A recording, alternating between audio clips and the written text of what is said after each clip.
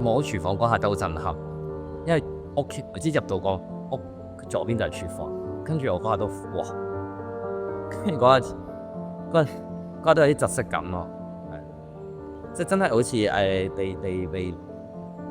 起之前你做咁多心理準備都好似好溫咁。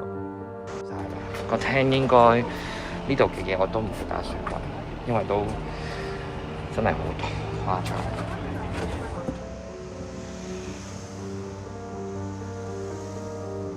有啲好多不知名嘅東西，呢個係嫲嫲間房啦。上面有大堆我嘅雜物係我嘅，嗰度需要一段好長嘅時間去執。呢個係廁所。